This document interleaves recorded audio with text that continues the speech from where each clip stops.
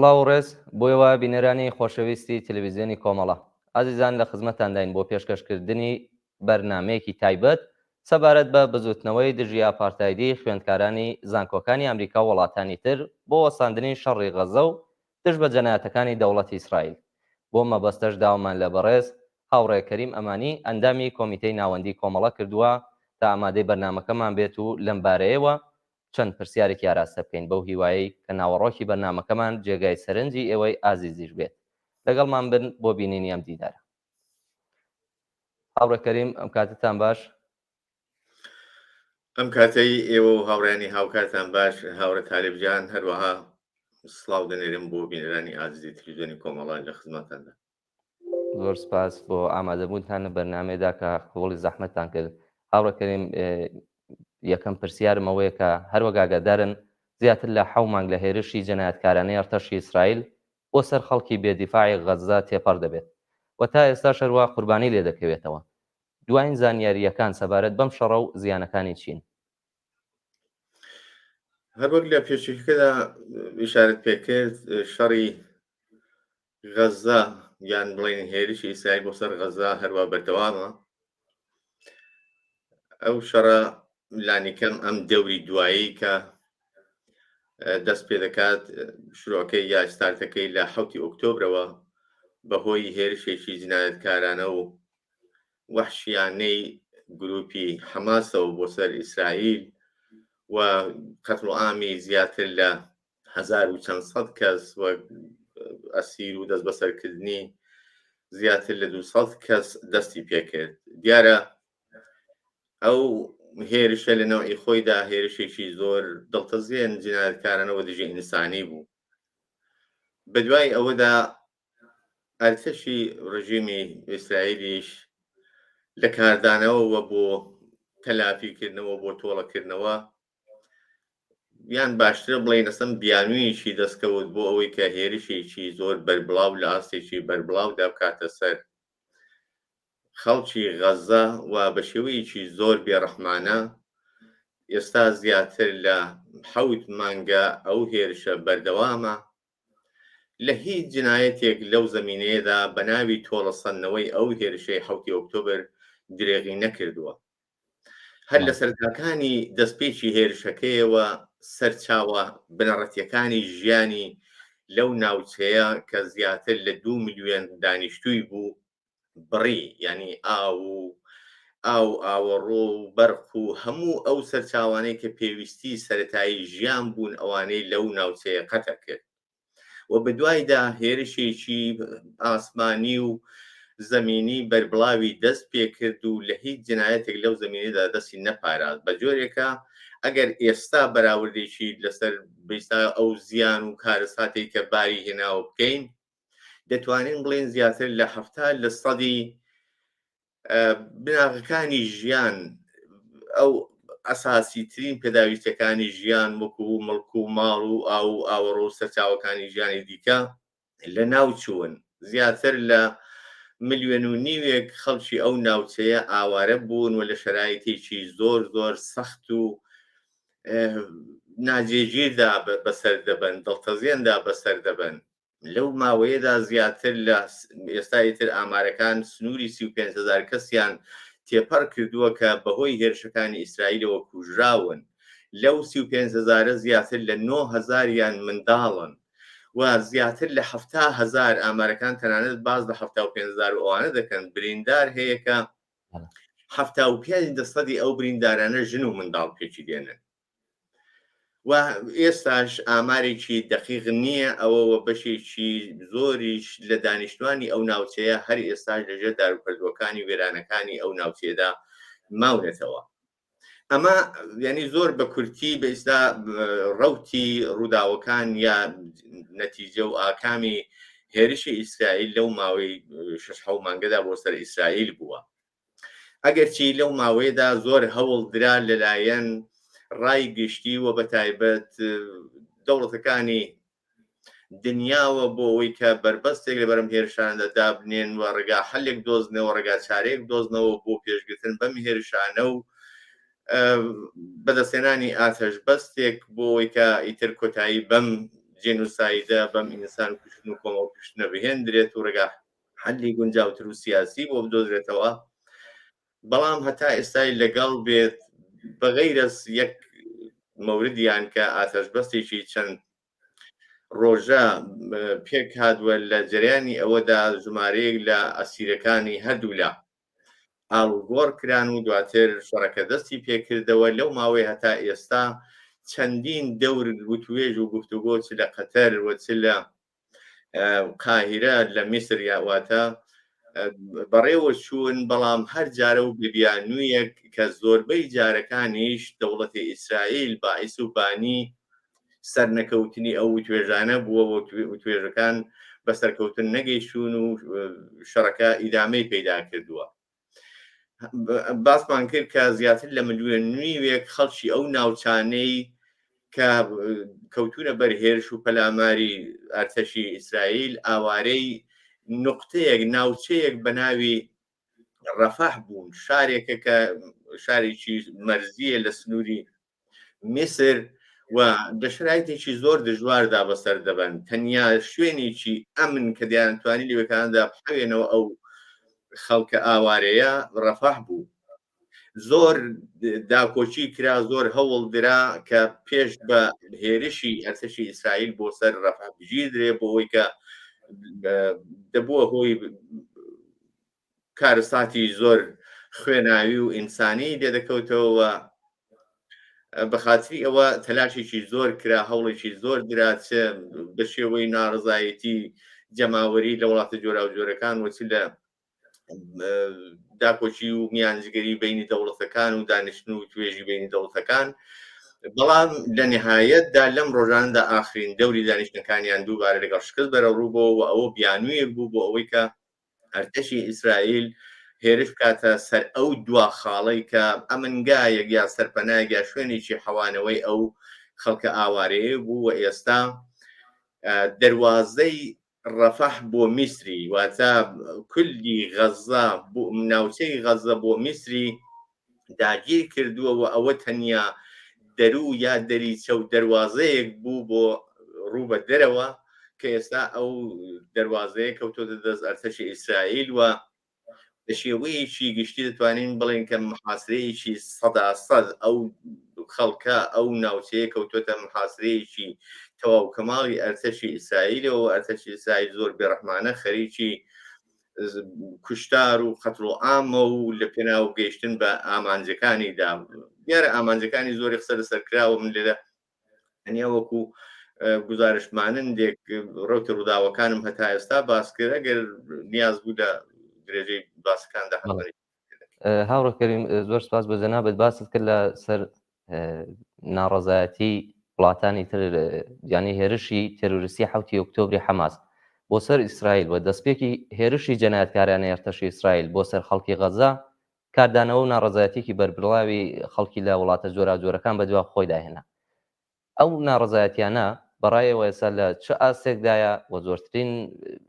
زۆرتر لەلایەن کام چین و توێژی کۆمەڵگاکانەوە خەریکە بەڕێوە دەچن؟ هەر وەک باسم کرد هەر لە سەرەتای هێرشی ئەڵبەتە بە دوای هێرشی حەماس بۆ سەر ئیسرائیل و کاردانەوەی ئیسرائیل هەر لە سەرتاکانەوە لە ڕۆژ و هەفتەکانی سەرەتای دەستپێکی ئەو شەڕەوە لە زۆربەی وڵاتەکان ناڕزایەتی جەماوەری دەستی پێکرد لە دژی ئەو شەڕە و مەحکومکردنی و هەوڵدان بۆ بەرگری و پێشگیری لە ئەو هێرشەوە پێشگرتن لە خۆڵقاندنی جنایەتی مرۆیی لەو ناوچەیە. سەرتاکان زۆر ئاسایی بوو، زۆربەی هەر زۆری ئەو ناڕزایەتیانە لە توێژێک پێکدەهاتن کە بەشی زۆری چ لە ڕووی فکری و بیر و باوەڕ و چ لە ڕووی هەست و ئێحساسەوە جۆرێک پەیوەندی یا بیستە هاوگەراییان لەگەڵ حەماس بوو. یعنی پشتیوانیەکان زیاتر بە پشتیوانی لە حەماس و لە مەحکومکردنی ئیسرائیلدا بوو، نەک ئەوەی کە بە شێوەیەکی گشتی مەسەلەی ئەو گرفتێکە لە بینی ئیسرائیل و فەلەستیندا هەیە ئەوە مەحکوم بکرێت، بەڵکە جۆرێک دوولایەنە بوو، لایەنێک مەحکوم دەکراوە تەرەفداری لایەنێک دەکرا ئەکسەرەن دەردی لە کۆڕ و کۆمەڵ و ڕێپێوانەکاندا پەرچەم و ئاڵای حەماس و لایەنەکە ئیسلامیەکانی لایەنگری حەماس و ئەو ڕەوتە و تەنانەت ڕژیمی کۆماری ئیسلامیش لەو ناوەدا بێستا دەیتوانی ڕۆڵ بژێڕێەوە لایەنگران و بێستا کەسانی سەر بەخۆی هاان دەدا و یا ڕەوتە تونڕەوەکانی هاان دەدا بۆی لەو کۆڕ و کۆمەڵ و ناڕزایەتی و ڕێپێواناندا بەشداری بکەن. ئەمە سەرەتایەک بوو. زۆربەی ئەو ڕێپێوان و ناڕزایەتیانە ئەو کات ئەکسەرەن لە شەقامەکاندا بەڕێوە دەچوون کە زۆربەیان لەلایەن وڵاتەکانەوە بە تایبەت لە فەڕەنسا، لە ئاڵمان، لە ئەمریکا، لە ئینگلیستان و ئەوانە لەگەڵ بەرخوردی توندی پۆلیسی ئەو وڵاتانە بەرەوڕوو بۆ مەنعکران و لەژێر ناوی یەهودیستیزیدا زۆر بە سەختی بەرەنگاری ئەو ڕەوتە بوونەوە، ئەو ناڕزایەتیە بوونەوە هەر لە سەرتاکانەوە دەستیان کرد بە دەستگیرکردن و سەرکوت و مەنعکردن لە کۆڕ و کۆبوونەوەیان و پێشگرتن لە ڕێپێوان و دەربڕینی ناڕزایەتی و لە زۆر جگا تەپسەرە و قانون و یاسان بۆ دەرکرد کە ئەمە بەرحاڵ لەژێر ناوی یەهودیستیزیدا ئەم حرەکەتانە بەڕێوە دەچن و نابێت ئیتر مەجالی ئیدامەکاریان پێ بدرێت. بەڵام تا هات ئەو جەریانەیە ئەو ڕەوتە ئەو شەڕە هەتا درێژەی کێشە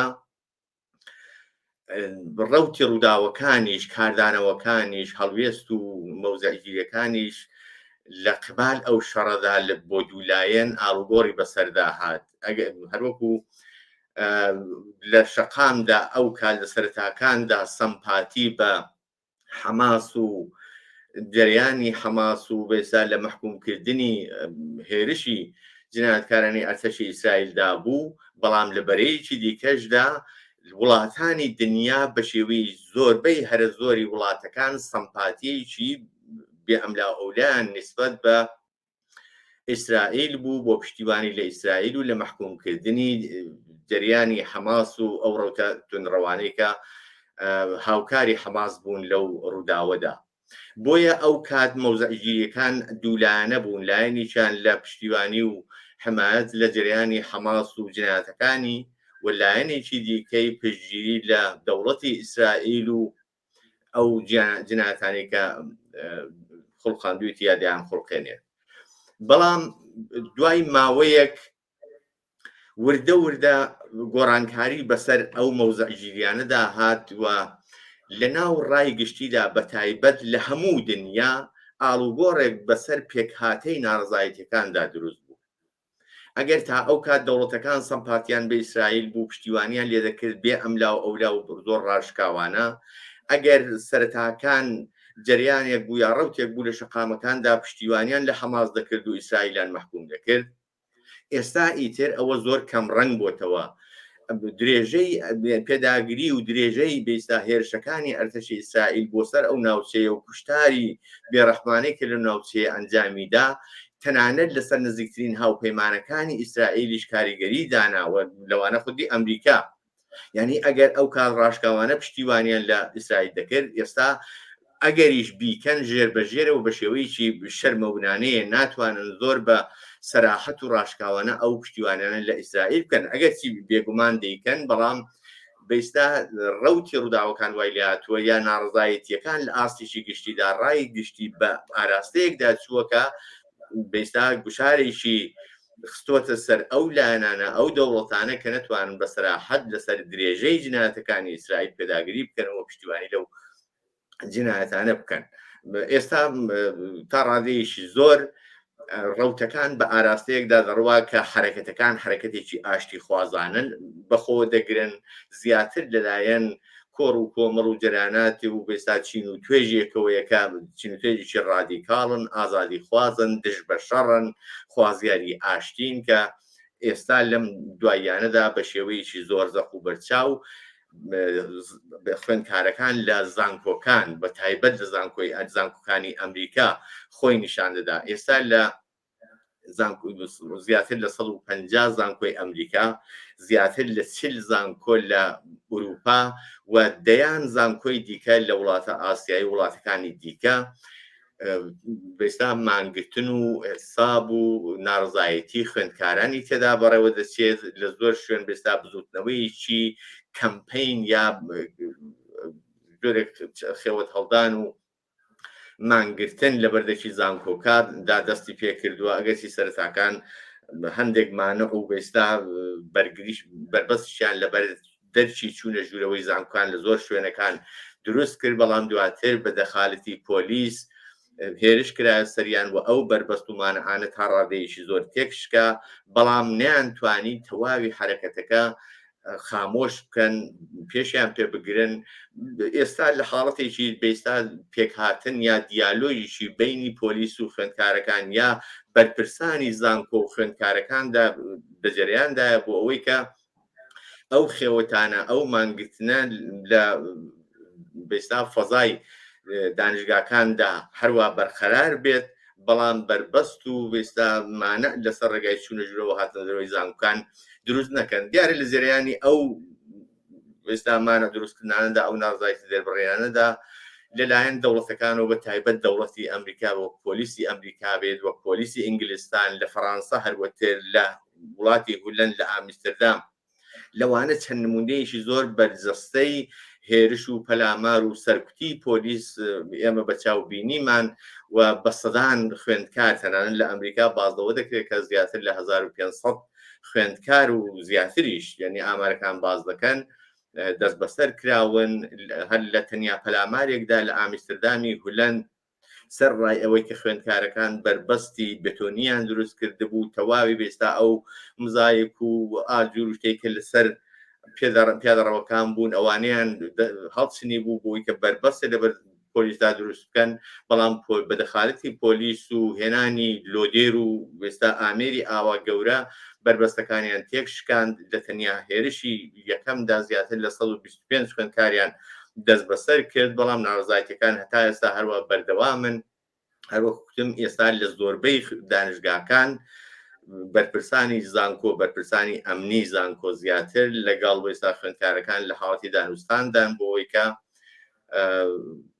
بربەستەکان زۆر مانعی چوونە ژوورەوە و هاتنە دەرەوەی بێستا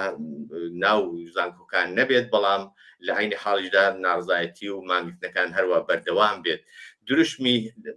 ئەو خوێندکارانە یا ئەو بەشداربووی ئەو مانگرتنانە لە وڵاتەکان تقریبەن تا ڕادەیەک جۆرا جۆرە بەڵام هەمویان لە چوارچێوەیەکدا خوان دەبینەوە کە وڵاتەکانی خوان محکوم دەکەن هاوکاری وڵاتەکانیان لەگەڵ ئەو ئیسرائیل خوازیاری کۆتایی پێهێنانین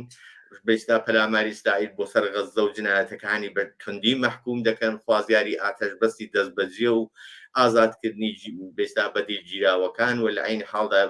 دیتنەوەی ڕێگا حەلیشی سیاسی بۆ پێکهاتنی دوو دەوڵەت لە پەنایەکدا وەکو دەوڵەتی فەلەستین و دەوڵەتی ئیسرائیل و لە هەمان کاتدا زەروریتر لە هەموو شتێک لە حاڵی ئێستادا گەیاندنی یارمەتی مرۆییە بۆ ناوچەی بێستا شەڕ لێدراوەی غەزەکە زۆر پێداویستیەوە خەڵکی و ناوچەی ئێستا لە شرایەتێکی زۆر دژوار و ناگواردا بەسەردەبن. بەڵێ زۆر سپاس هاوڕێکەرم شتێکی زۆر گرنگت باس کرد ئەمڕۆژ کەمە کاتی بەرنامەکەمان کەمەم هەیە تایبەتەن تۆزێک لەسەر ئەو بابەتە قسە بکەین کە هەروەگا ئاماژەتان کرد ئێستا بزوتنەوەیەکی بەرینی یاشتی خوازانە لەلایەن خوێندکارانی زانکۆ و بە تایبەتی خوێندکارانی زانکۆکانی ئەمریکا و کەوتۆتە ڕێ کاریگەری ئەو بزوتنەوەی لەسەر ڕەوتی ڕووداوەکان چییە؟ بۆچی هەروەکە باسان کرد ئاوە لەلایەن دەسەڵاتداران و هێزی پۆلیسەوە ئەو وڵاتانە ئاوە بە تونترین شێوە خوێندکاران سەرکوت دەکەن و ئەو بزوتنەوەیە دانهێکە دای بمرکێنەوە. یەکەم کاریگەری لە جوابی پرسیاری پێشودا بە کورتی ئیشارەم پێکرد ئەوەیە کە زەختێکی ڕای گشتی کەوتۆتە سەر خودی ڕژیمی ئیسرائیل و دەوڵەتەکانی دیکەش کە بە شێوەی ڕاستەوخۆ ناڕاستەوخۆ پشتیوانی دەکەن و دەخیلن لەو جنایەتەدا کە ئیسرائیل لە غەزە دەیخۆڵکێنێت. ئێستا ئەو فشارانە باعیسیەوە بۆەوە کوتم ئەگەریش یارمەتیەکان پشتیوانیەکان بێستا هاوبەشیەکان لەگەڵ ئیسرائیلدا هەروە بەردەوامە بەڵام بە شێوەی شەرمەونانە ناتوانن بە سەراحەت و زۆر بەڕاشکاوانە ئەو پشتیوانیە دەرببڕن. نمونەی هەرە ئاخری بێستا بایدێن ئێستا لەژێر ڕای گشتیدا لەژێر فشاری ئەو ناڕزایەتیانەدا ناچار بووە بەشێک لە چەک و چۆڵەکان نەوەک بۆمبە نردنی بێستا بۆ ئیسرائیل لە شرایطێکدا کە حملەی کردوێتە سەر ڕەفەح و بە خەیاڵی خۆیان بۆ پێشگیری لە پەرستاندنی جنایەتی زیاتر و خوڵقاندنی جنایەتی لەوە گەورەتر نردنی ئەو بۆمبانەیان ڕاگرتووە. ینی مەنزوورمەوەی ئەوە یەکێک لە بێستا کاریگەری و تەسیرەکانی ئەو ناڕزایەتیانن. ئەوەی کە بۆچی ئێستا ئاوە بێڕەحمانە هێرشیان دەکرێت سەر دەلیلەکەی ئەوەیە کە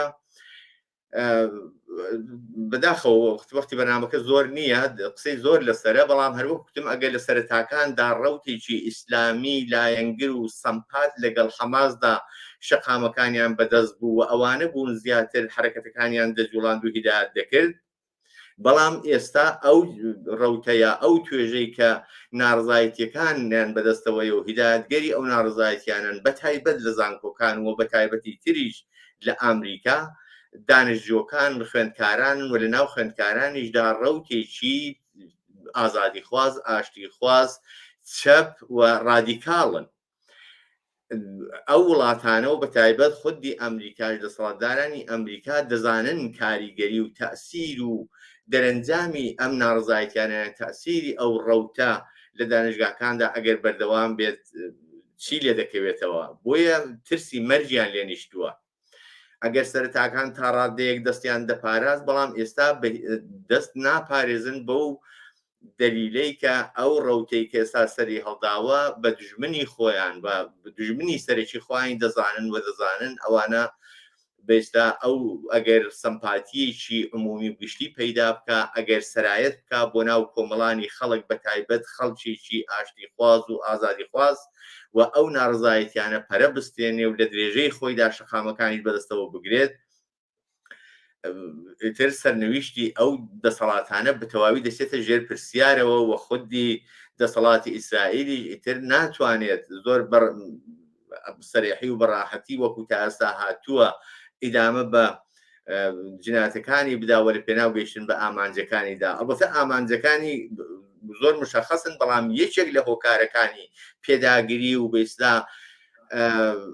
ئەو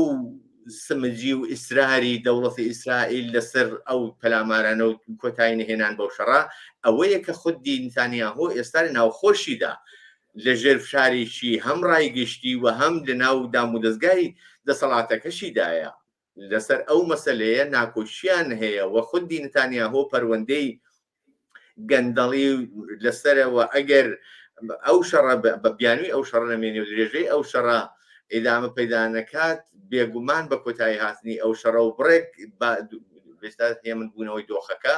خودی نیتانیاهۆ دەچێتە بەردادگاوە چ بەسا حکمی پێدەدرێت دەچێتە زیندان. بۆ یەکێ لە هۆکارەکانی درێژکردنەوەی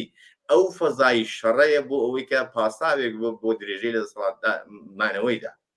لەگەڵ ئەوەشدا خۆ بێگومان لایەنەکانی دیکەی وەکو حەماسیش زۆر بەداخەوە بە دەلیلی ئەوەی کە دەستێوەردانی لایەنی وەکو ئێران و بێستا ڕەوتتون ڕەوەکانی دیکەشی لە پشتە ئەوانیش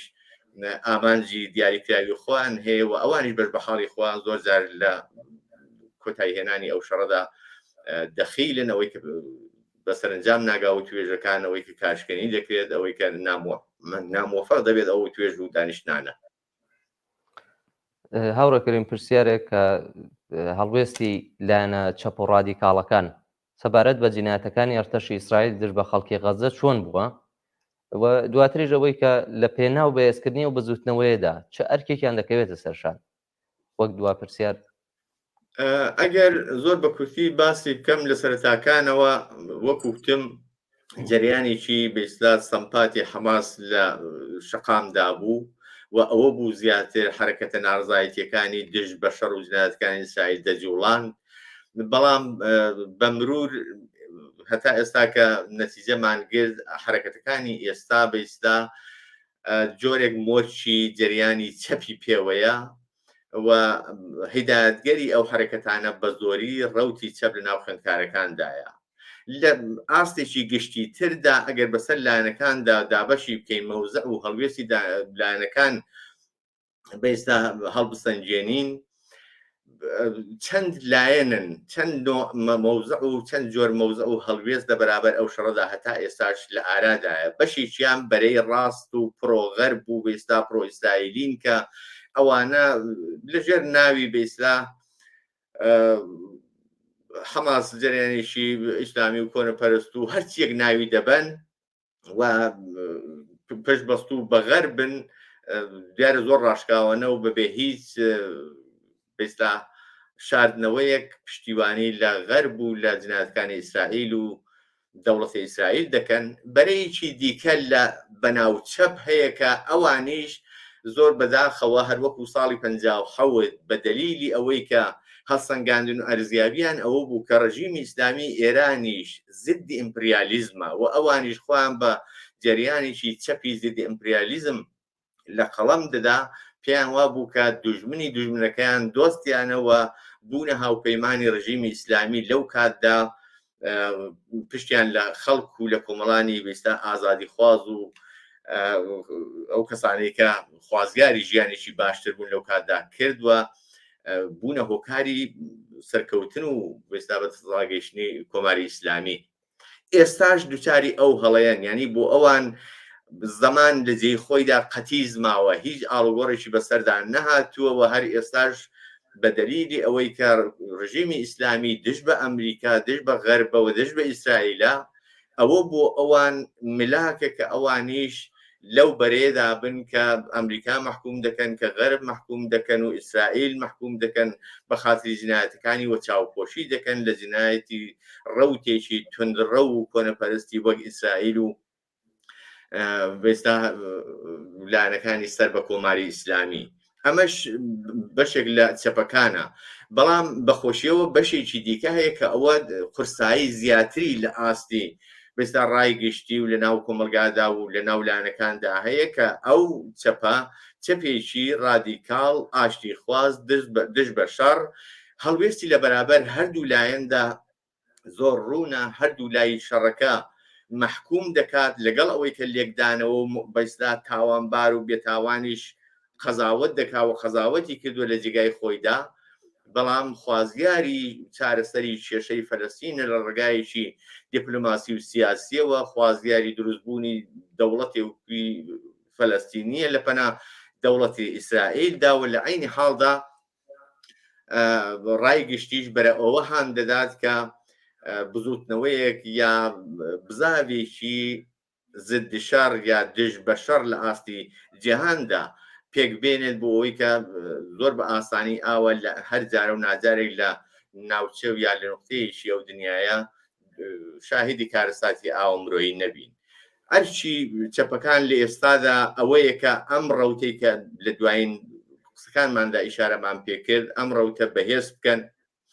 لەو بزوتنەوانەی کە ئێستا لە ئارادان، لەو حرەکەتانەی کە ئێستا لە ئارادان بەشداری بکەن، سعی بکەن هیدایەتگەری ئەو حرەکەتانە بن، ئیبتیکاری شکڵ پێدان بەو حرەکەتە دژی شەڕ و محکومکردنی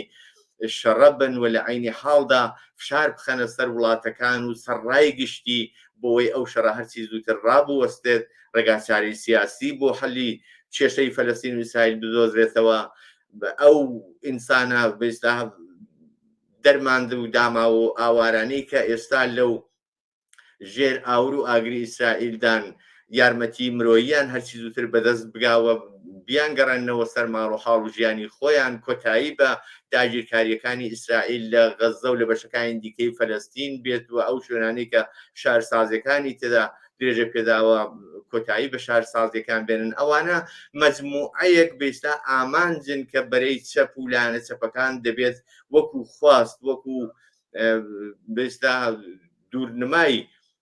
ویست و داواکاری خۆیان لەسەری پێداگیری بکەن و بیکەن بە دروشت و ویستی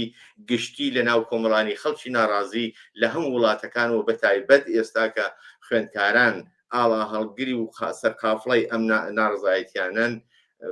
ئەو ناڕزایەتیانە بەهێز بکەن و پشتگیری لە خەباتی ڕەوا و بەجێ و ئینسانی ئەو خوێندکارانە بکەن لە سەرجەم دانیشگاکان لە هەموو وڵاتەکە. زۆر سپاس بۆ جەنابتان هاوڕێ کەریم، دەستە خۆش کە ئامادە بوون لە بەرنامەی ئەمڕۆماندا. سپاس بۆ قسەکانتان. زۆر سپاس بۆ ئێوەش ماندوو نەبن و سپاس بۆ کاتێکی بەیانی هاوکاری پشت دوبینیش. زۆر سپاس. سپاس بۆ هاوڕێ کەریم ئەمانی، ئەندامی کۆمیتەی ناوەندی کۆمەڵا کە ئەمڕۆ بەشدار بوو لە بەرنامەکەمانەوە. سپاس بۆ ئێوەی بینەرانی عەزیزیش کە تاکو ئێستا لەگەڵماندا بوون. بۆ هیوای کە ناوەڕۆکی بەرنامەکە جێی ڕەزامەندی ئێوەی ئازیز بوو بێت تا بەرنمەیەکی تر ماڵاوە.